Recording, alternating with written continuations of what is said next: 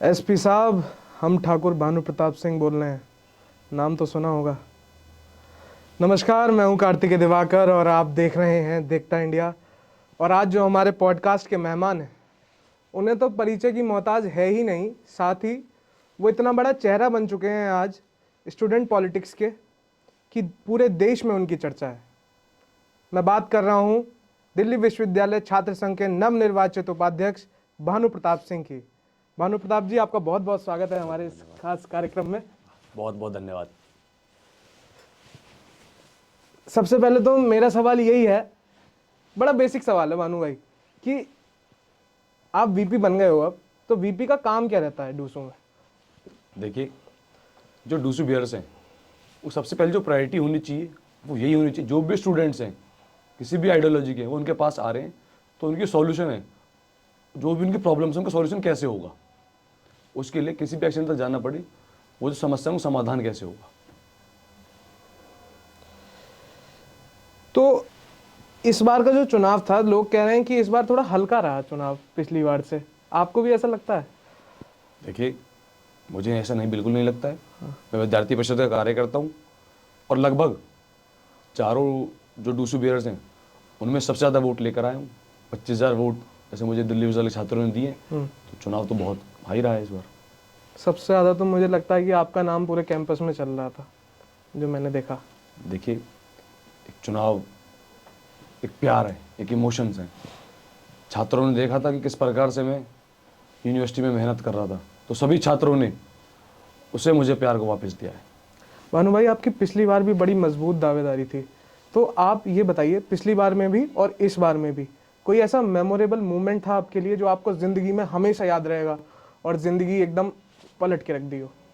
देखिए, कुछ 2-3 मूवमेंट्स ऐसे इस चुनाव में हुए। जब हमारी छात्र गर्जना थी और साउथ कैंपस के अंदर मुझे वहाँ जाना था, तो मैंने उससे एक रात पहले दिल्ली विश्वविद्यालय के छात्रों से अपील करी कि आज जो संघर्ष मैं 7 सालों से करता आ रहा हूँ, आज उसका परिणाम हमें दिखाना है। जो मैं off campus, north campus, south सब में घूम के जो मैंने स्टूडेंट्स से मिलना हुआ था, उसका परिणाम आज हमें दिखाना है। और जब मैं साउथ कैंपस पहुंचा तो लगभग 11-12 बजे वहाँ बारिश शुरू हो गई थी। तो लोग कह रहे थे कि हाँ, छात्र आएंगे या नहीं आएंगे।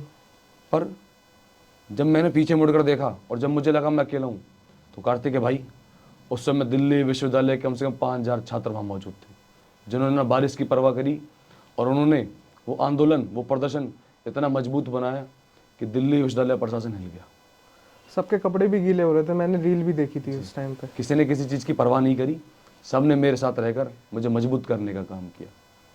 जब उसके बाद मैं अपने चुनाव का नॉमिनेशन दाखिल करने गया, उसके बाद जब मुझे पता लगा कि मैं दूसरे उपाध्यक्ष का चुनाव लड़ रहा हूँ, और जब मैं वहाँ से बाहर निकला तो बहुत इमोशनल था। किस प्रकार से एक विद्यार्थी परिषद का आम छात्र जो दिल्ली विश्वविद्यालय छात्र संघ चुनाव का उपाध्यक्ष लड़ सकता है, वो दिन मेरे लिए बहुत मेमोरेबल था। और जब काउंटिंग हो रही थी तो सबके मन में कुछ सवाल होते हैं, कुछ आशंकाएं होती हैं। सबसे मेमोरेबल वो रहा कि इस चुनाव में लगभग 154 ईवीएम थी, और जब परिणाम निकल कर आए तो दिल्ली विश्वविद्यालय के छात्रों ने उन 154 ईवीएम में मुझे सबसे अधिक वोट देकर विजयी बनाया। कुछ विशेष जातियों का हमेशा से दबदबा दिल्ली विश्वविद्यालय छात्र संघ पर रहा है भानु भाई, लेकिन आप ये बताइए कि आप जिस समाज से आते हैं, क्षत्रिय समाज, उसकी भूमिका आप क्या देख रहे हैं डूसू में अब आगे? देखिए, किसी भी जाति का किसी भी छात्र पर कोई दबाव नहीं हो सकता है। ये कुछ लोगों ने जो दिल्ली विश्वविद्यालय को कमजोर करने का काम करते हैं, उन्होंने एक ऐसा एक माहौल बनाया है, एक नेक्सस क्रिएट करा है। ये इस देश का युवा है, दिल्ली विश्वविद्यालय का छात्र है, जो सभी पर भारी पड़ सकता है। कोई भी जाति, कोई भी धर्म दिल्ली विश्वविद्यालय के छात्र को दबाने का काम नहीं कर सकती है। हमने देखा है कि जो आपके सामने वाली पार्टी है एनएसयूआई, इस बार अध्यक्ष पद पर जीती है, वो 2 सीट लेके आई है, पिछली बार से ज़्यादा आई है। तो आप ये बताइए कि वो तो कहते हैं कि हम खुलेआम हम कांग्रेस के हैं, लेकिन विद्यार्थी परिषद ये नहीं कहता कि मैं भाजपा का हूँ। भले ही साथ में आपने देखा होगा कई सारे नेता हैं, आपको भी फ़ोन करा आपके जीतने के बाद भी, मैंने खुद देखा है। तो ऐसा क्या है, मतलब क्या संघ का प्रेशर रहता है या क्या है? देखिए, विद्यार्थी परिषद किसी की कोई इकाई नहीं है, कोई यूनिट नहीं है। हाँ, हम किसी विचारधारा का सहयोग जरूर करते हैं, समर्थन करते हैं, जो नेशनल फर्स्ट की बात करता है, जो राष्ट्रवाद की बात करता है और जो छात्रत्व की बात करता है, हम उनका समर्थन करते हैं। आप औरबिंदो कॉलेज में महासचिव थे, तो आपकी जो प्रायोरिटीज़ हैं, जो अब वीपी पे हैं और उस समय जो थी, क्या फ़र्क आया? क्या एक्सपीरियंस था औरबिंदो का आपके जीवन में? देखिए, सन 2017 में मैंने औरबिंदो कॉलेज में एडमिशन लिया। अप्लाइड साइकोलॉजी ऑनर्स का मैं स्टूडेंट रहा।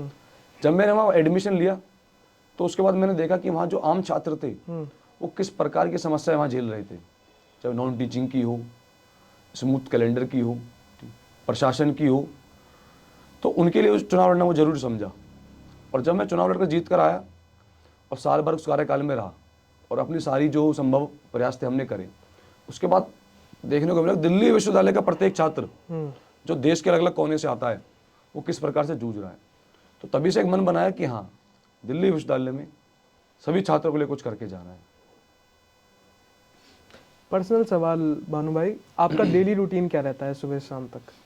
देखिए, चुनाव जीतने के बाद तो रूटीन में कुछ ज़्यादा एफर्ट्स करने पड़ रहे हैं। सुबह लगभग 6 बजे हम उठ जाते हैं। उसके बाद कभी स्टेडियम जाना होता है, कभी कुछ स्पोर्ट्स के स्टूडेंट्स होते हैं उनसे मिलना होता है। उसके तुरंत बाद अगर टाइम मिलता है कभी तो किसी हॉस्टल चले जाते हैं, वरना अपने डूस ऑफिस जाते हैं। वहाँ लगभग रह के सारी समस्याओं को सुनते हैं, क्या हमने पिछले दिन करा उसकी समीक्षा करते हैं। उसके तुरंत बाद कॉलेज विजिट करते हैं। इसमें जो बाहर से छात्र राजनीति को देखते हैं भानु भाई, उन्हें ये लगता है कि छात्र नेता पढ़ते लिखते नहीं हैं, वो केवल राजनीति करने के लिए जाते हैं। लेकिन मैंने आपके बारे में सुना है कि आपका वहाँ पे भी बहुत अच्छा एकेडमिक था औरबिंदो में, और आप अब लॉ में एडमिशन लिया है तो आप वहाँ भी क्लासेस में जाते हैं जी। तो क्या है आपका इस पे व्यू? देखिए, क्या है कि एक छात्र नेता जब काम कर सकता है छात्रों के बीच रहे। छात्रों के बीच कब रहेंगे? अपने कॉलेज में रहेंगे। मैं साइकोलॉजी का स्टूडेंट था, वहाँ भी मैंने क्लासेस लिए, मैनेज कराए। और अब चुनाव जीतने के बाद भी मैं अपनी लॉ फैकल्टी की क्लासेस लेता हूँ। LC1 में मेरी क्लासेस लगती हैं, मैं वहाँ जाता हूँ, पढ़ता हूँ, वो टाइम मैनेज करता हूँ। बड़ा हेक्टिक रहता होगा ना समय रूटीन निकालना? नहीं, एक आदत हो जाती है। अच्छा, तो ये बताइए, जब आपने एकेडमिक स्विच करा, आप साइकोलॉजी से लॉ में आए, तो क्या देख रहे हैं आप, उसमें क्या अंतर है पढ़ाई में? देखिए, साइकोलॉजी काफ़ी इंटरेस्टिंग सब्जेक्ट था। हाँ। और साइकोलॉजी मेरा पैशन था पढ़ना। सिगमंड फ्रॉइड को पढ़ना, उनकी एक बुक थी इंटरप्रिटेशन ऑफ ड्रीम्स, उसको पढ़ना। वो ग्रेजुएशन मेरी उसमें निकली। बट ऐसा स्टूडेंट लीडर जब मुझे लगा कि हाँ, दिल्ली विश्वविद्यालय प्रशासन को डील करना है, तो मुझे लगा कि हाँ, अब वकालत की पढ़ाई करनी जरूरी है। अच्छा, तभी ये प्रशासन समझ आए, तो मैंने स्विच करा। मतलब प्यार से नहीं मानेगा ये आप, मतलब जब आपने साइकोलॉजी पढ़ी तो ये कहीं ना कहीं इलेक्शन में भी आपको फायदा दिया इसने, लोगों के साथ कनेक्ट करने का, ज्यादा लोगों के साथ जुड़ने का? देखिए, साइकोलॉजी का इंटरेस्टिंग सब्जेक्ट है और दिल्ली विश्वविद्यालय के अंदर सभी डिपार्टमेंट, सभी कोर्स की अपनी एक भूमिका है, सब एक समान है, इसका ऐसा कुछ विशेष नहीं है। पर हाँ, जो कुछ उस कोर्स के स्टूडेंट होते हैं उनका प्यार मिलता है। आपके पिताजी ने आर्मी में सेवा दी है कई साल तक, कैसा लगता है उन्हें, उनका लड़का वाइस प्रेसिडेंट बन गया है? देखिए, उनके लिए तो मैं एक उनका बेटा ही हूँ। पर हाँ, उनको मैंने बताया कि मुझे विश्वविद्यालय का चुनाव लड़ना है, छात्रों के लिए कुछ करना है। उन्होंने हमेशा मेरा समर्थन किया। उन्होंने हमेशा मुझे सिखाया कि कैसे डिसिप्लिन में रहना है, किस प्रकार से चीज़ें ठीक करनी है। एक फौजी के घर में ये तो मुझे लगता है कि डेली रूटीन आपका यही रहता होगा कि आप जब से छोटे थे और अब तक, तो अनुशासन में आपको पिताजी ने बहुत रखा। जी बिल्कुल। और राजनीति में भी सपोर्ट करा पूरा? हाँ, राजनीति नहीं कहूँगा, मैंने उन्हें बताया कि मुझे क्या करना है, कि मेरे ऊपर कुछ जिम्मेवारियाँ हैं और मैं विद्यार्थी परिषद का कार्य करता हूँ और दिल्ली विश्वविद्यालय का चुनाव लड़ना है, तो उन्होंने उसमें मेरा समर्थन किया। जब कभी साथ में बैठते हैं भानु भाई पिताजी आपके, तो क्या बातें होती हैं कि आर्मी से कुछ आपको समझाते हैं? देखिए, मेरा खुद का भी मन रहा था कि मैं आर्मी में जाऊँ और मैं चाहता हूँ कि आने वाले समय में मुझे एक ऐसा मौका मिले किसी भी प्रकार से, किसी भी माध्यम से, कि मैं कुछ समय आर्मी में देकर आऊँ, राष्ट्र की सेवा करूँ। पर हाँ, वो मौका मुझे विद्यार्थी परिषद ने भी दिया है, किस प्रकार से मैं राष्ट्र की सेवा आर्मी में ना रह के दिल्ली विश्वविद्यालय में रहकर कर रहा हूँ। ऑफिशियल के साथ साथ थोड़े पर्सनल सवाल भी रहेंगे भानु भाई जी। आप ये बताइए कि आपका ट्रैवलिंग स्टेटस क्या है, घूमना फिरना पसंद है आपको? देखिए, घूमना फिरना पसंद है और मैं खूब घूमा फिरा भी हूँ। पर अभी कुछ समय से दिल्ली विश्वविद्यालय की कुछ जिम्मेवारी आ गई है, तो अभी नहीं हो पाता है। और रिलेशनशिप स्टेटस क्या है? हाँ, रिलेशनशिप है ना, हाँ। सभी स्टूडेंट्स का रिलेशनशिप है और एक परमानेंट रिलेशन है। नोनू सोनू वाला गन्ना नहीं है? नहीं नहीं, सभी छात्रों के साथ एक रिलेशन है और परमानेंट रिलेशन है। वाह। ये बताइए, चुनाव में क्लब्स का कितना रोल रहता है? हम देखते हैं कई सारे क्लब हैं, हैप्पी क्लब है और एक दो हैं, ये जो एक साथ मिलके सारी कॉलेज यूनियन के लड़ाते हैं, फिर ईसी में भी, अब ईसी के भी आ रहे हैं चुनाव। क्लब्स को कितना देखते हैं? देखिए, किसी क्लब का किसी कॉलेज में इन्फ्लुएंस हो सकता है, कहीं अगर वो मेहनत कर रहे हैं, छात्रों के लिए कुछ कर रहे हैं तो हमारा रोल हो सकता है। पर मुझे ना दिल्ली विश्वविद्यालय के चुनाव में किसी क्लब का कोई रोल होता है। दिल्ली विश्वविद्यालय का चुनाव विद्यार्थी परिषद लड़ती है, अपने काम पे लड़ती है, तो ऐसा मुझे ना किसी क्लब का कोई रोल होता है। कुछ जो आपके नॉर्मल स्टूडेंट्स ने आपको सपोर्ट करा था, तो उनका तो ये कहना है कि अगर मैं डायरेक्ट भी उनसे पूछता हूँ कि भैया हम ही हैं वाइस प्रेसिडेंट और भानु भाई हमारे बिल्कुल खास हैं, तो मतलब सबसे ही आपने ऐसा बना रखा है। देखिए, मैं कोई नेता नहीं हूँ। हाँ। जो मैंने चुनाव लड़ा, ये दिल्ली विश्वविद्यालय के छात्रों के सहयोग से चुनाव लड़ा है, उनके समर्थन से, उनके साथ से लड़ा है। और जो चुनाव जीत कर आए हैं, ये सभी दिल्ली विश्वविद्यालय के छात्रों की जीत है। ये बताइए, आपका सोर्स ऑफ एंटरटेनमेंट क्या रहता है? रील्स वगैरह देखते हैं?